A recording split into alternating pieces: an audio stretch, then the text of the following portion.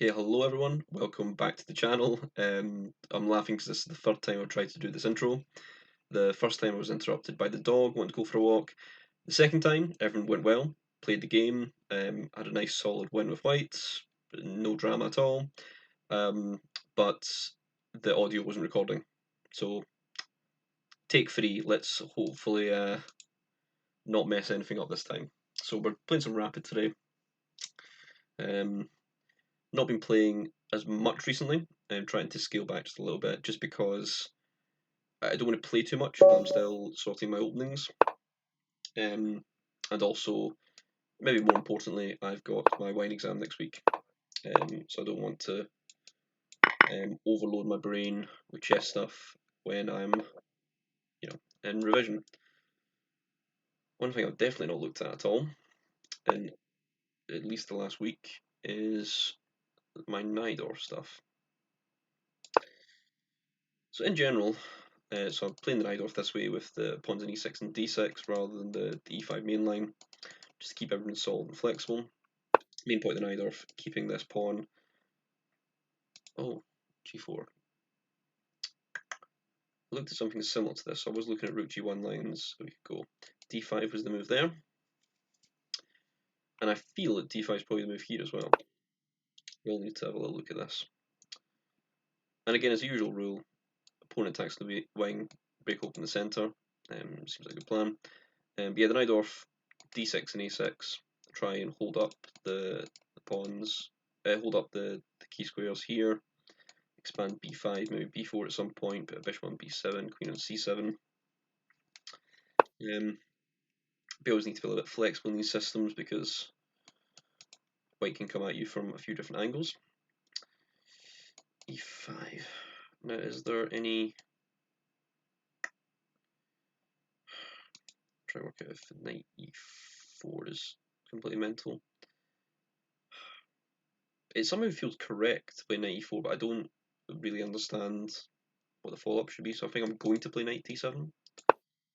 And if he needs to, well, he can't really play f4. Oh, he can. Because of check, bishop f2. It goes in g3. Okay. So I think in that case we switch what we are doing. Now we go for bishop b4. No, let's think about this. Let's not. This is why you play 10-0, so you don't need to go crazy. And we can actually think. So kind of naturally, knight on d7, knight's going to go on c6. Bishop, I feel, should get out into the game first. Bishop b4 makes a lot of sense to me.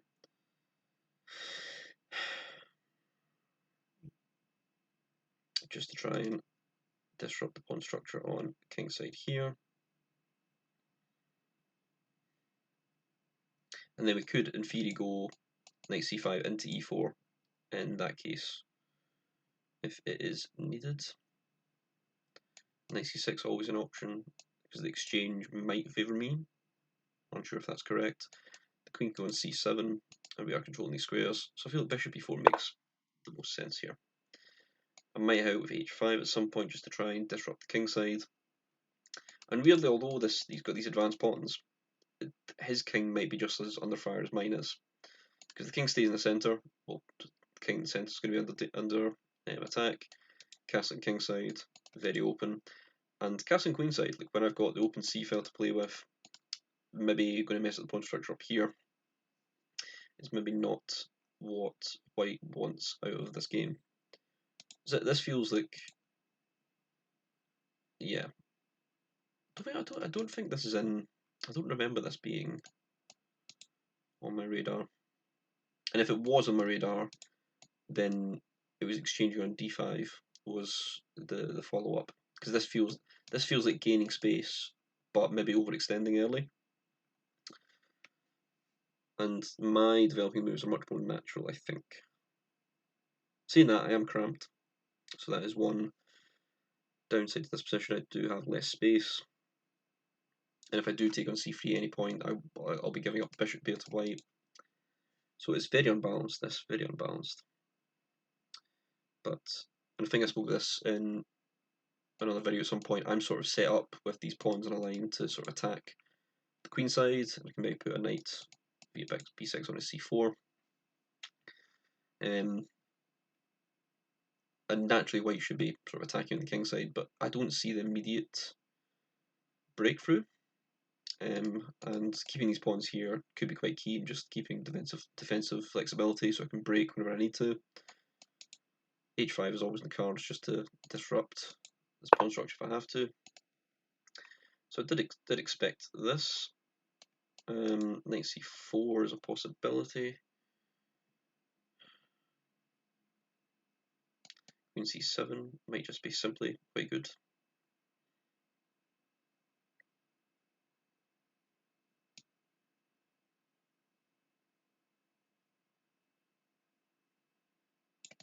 Queen c7, are we putting something on b5? We can't really just yet because this bishop is pinned.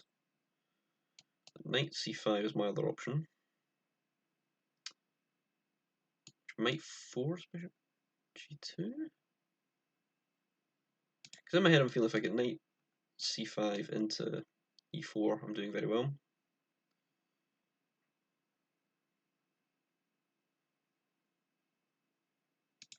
I could go the other way, knight c5 into a4 as well. What with knight c5, a3?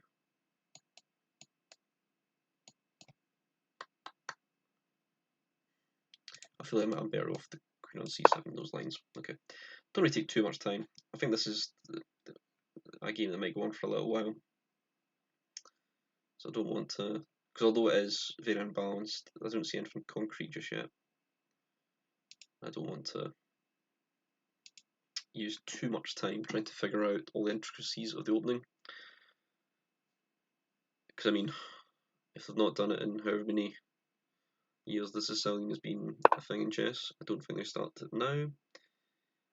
92, okay.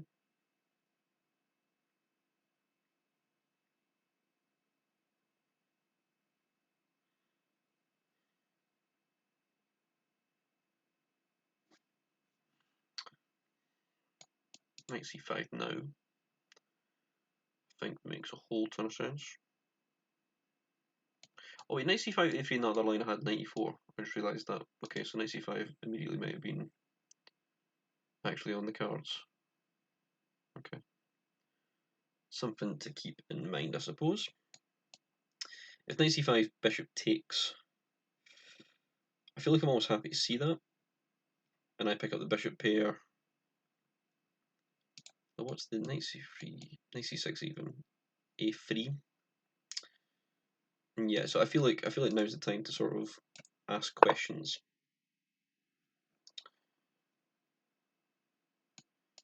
Bishop g2 makes some sense. Then knight e4 might be.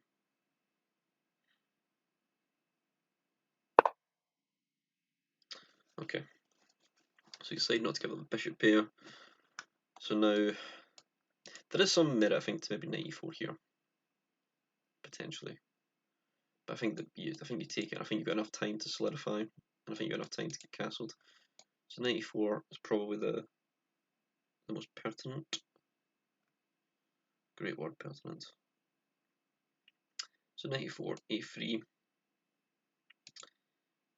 Do I need to play bishop takes is the question I want to know the answer to. So I'd love the answer to that to be no.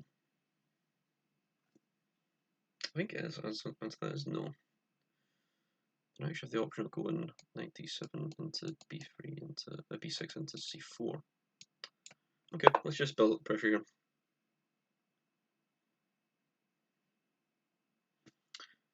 And if white does nothing, then I think exchanging here, and then I can maybe drop the bishop back to c5, and again try to exchange this.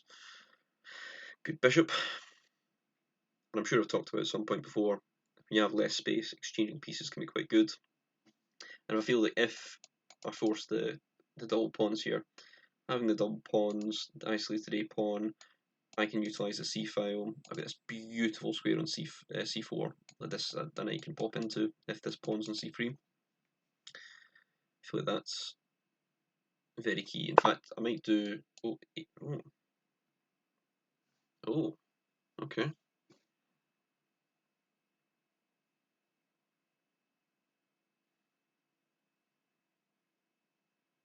Okay, this feels like something's happening now. So if we take, knight takes, bishop takes, queen takes, or pawn takes, we can play b5, control this c4 square. I don't think I'm worried about an f5 break just now. Do you know what?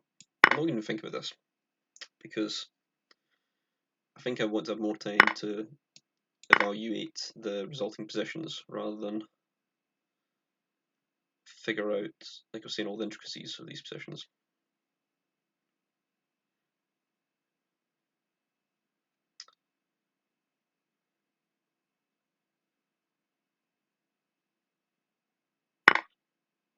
Okay. So now we're going to play e5, knight d7 first. I'm worried about this.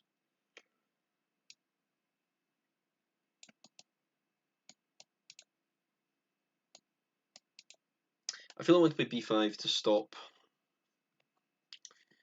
any nonsense with c4, trying to, like, you can sack a pawn and try and get it back and utilize this open diagonal.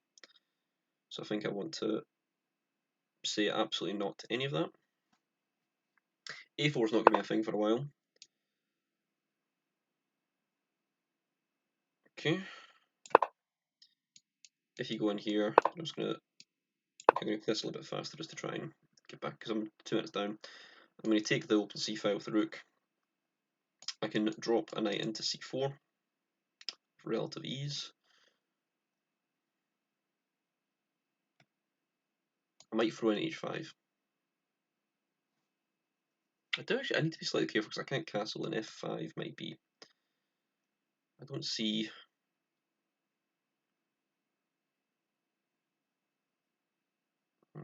Okay.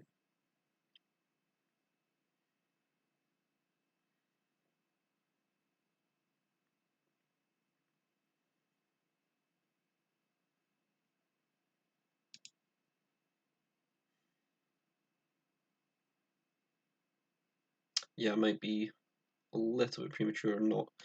So the f5, and then if you can get control of the f file. Yeah. Maybe I was slightly too quick to dismiss this. Although after. No, because you're leaving d5, of course. Yeah, shush.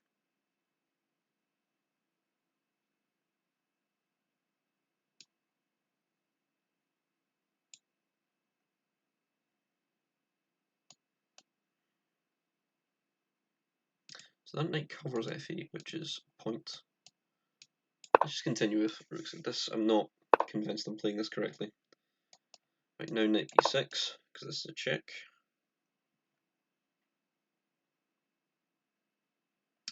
Another good thing is it attacks a3 and it supports a5. So if takes, my threat is to play knight c5 next.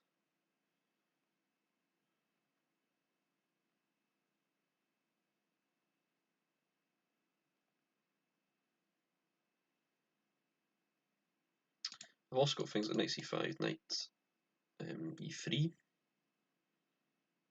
So for example, takes, knight c4 even, rook f1. Sorry, takes, rook f1, check, king goes somewhere, knight in here, forks the 2 rooks. And again, this rook covers the f8 square, which is fine. And I've always got the option of sacking on d6 potentially, depending on what white wants to do.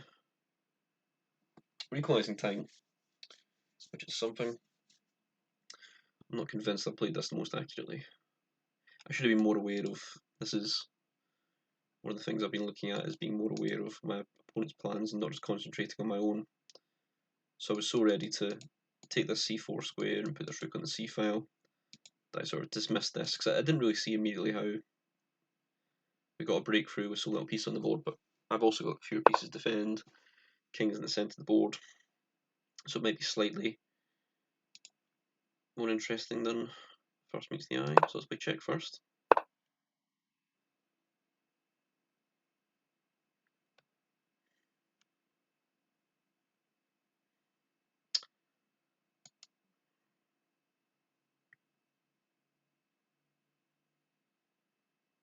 king d7. Because how do you defend? I can take as well first, but I like having this knight on c4 for now. Don't need to immediately do anything. Probably I'm going to take. Okay, here. I thought I could take on a3, then take on c3, which is what I shall do. And then double up. Do we double up?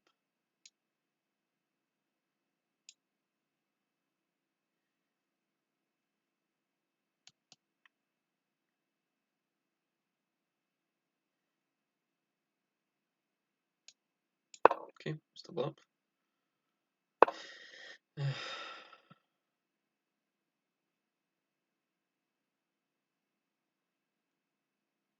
You carefully, because rook f1 can come quite quickly.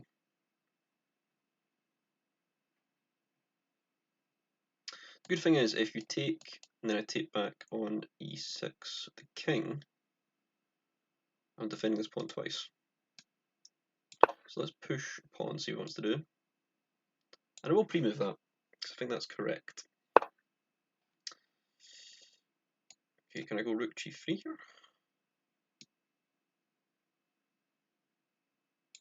Do I really need to care about... I kind of want to just pick up this pawn. But I don't think I need to at the moment, so I might just keep pushing pawns on the king side. Yeah, go rook c5.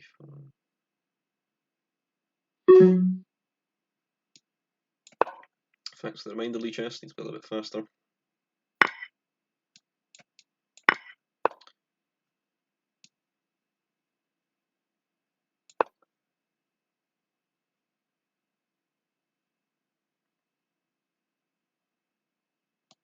Is that a thing? Might be.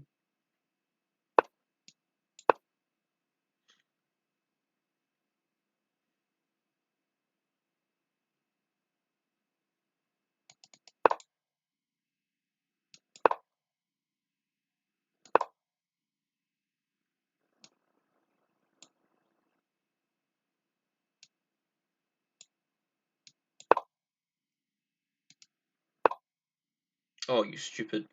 Beep, beep, beep, beep, beep, beep. You're taking that before, can I have? Okay, so we're gonna lose this one because I'm an idiot. Oh, that's very frustrating. Yeah, okay. Okay, this one is obviously just very careless and time trouble at the end. And maybe a little bit of misunderstanding in the middle game. Looking through this, I do have g4 in my notes as one of these sort of offbeat sidelines. And I need to have a look at this actually, because it does look slightly more dangerous than first appears. And the move that's given in my repertoire is h5, and I've notably not I've not followed up on this because I'm not entirely sure. I like the variations here, so obviously you can take, but I think the key lines knight g5, knight g4, and I think go bishop c1, queen b6. To be honest, I'm not really convinced by this line, which is maybe why it's not really stuck with me at all. But I have obviously had a look at some points, and it scores very poorly at the top level. This has been seen a few times, so I might have to have a look at how to deal with this g4. I think the computer just recommends e5 here, which makes a lot of sense. Just sort of trying to get a double attack. It doesn't obviously win this pawn because it's knight f5, but yeah, I'm unsure. I'll need to have a look at this, but in the end, knowing what I know now, not overly happy with what happened in the game, and not particularly happy with this line of h5. So I will need to have a little look at this. So I do think that taking on d5 or actually g5 might be quite interesting just to keep the attack going. Yeah, I again need to have a look into this and see how I respond to this. I felt relatively comfortable out of the opening here. I did feel that this was a little bit of an odd one. Makes some sense, but the computer doesn't like it at all. The computer thinks that white's giving away a lot of its advantage. The computer is going to give this as a big plus for white just because of the spatial advantage. It doesn't care so much about this broken pawn structure. So I think that maybe I was overestimating how nice my position was, especially in the final position where you start to, where this d6 square becomes very critical. But also I think that maybe the computer is not 100% accurate in this evaluation, because I think it values this expanded space slightly better than a human would. But after knight d2, I think now we're starting to get a little bit of a mess. Don't actually know what it was. I don't have the full recommendation here, but essentially it feels that neither of us are playing particularly accurately, and it doesn't like bishop takes c3 at all. And in hindsight, yeah, I don't know why I was so quick to play it. It's recommended bishop d7. I think that potentially, yeah, developing pieces, because I'm not forced to take this knight c3, and if bishop d4, I've always got knight c6 to attack it, and then I'm still threatened to take here. So yeah, maybe I was a little bit premature, and maybe I was being a little bit superficial in looking at this line. It does think that neither is obtained particularly well here, but yeah, obviously getting through to this position now, my position is much better after knight c4. I think here bishop f1 is what it's recommending, just to cover this c4 square. Makes some sense. But I was thinking maybe play this and pick up the pawn. Unclear. But yeah, so obviously picked up the pawn quite cleanly, and then just was very slow, very careless playing. That's just an appallingness, but it happens sometimes, especially when you're not awake and not feeling too sharp. But something to look at in the opening, and I have been looking at some of these g4 lines. I've been getting a lot of g4, not in the English attack, not in the bishop e3 lines. I've been getting quite a few times. I've seen rook g1 and then g4. So I'll need to maybe pay attention more to these lines because they're coming up quite often. But a loss in the books. It is what it is. Just need to work on it for next time. But yeah, thanks a lot for watching, guys.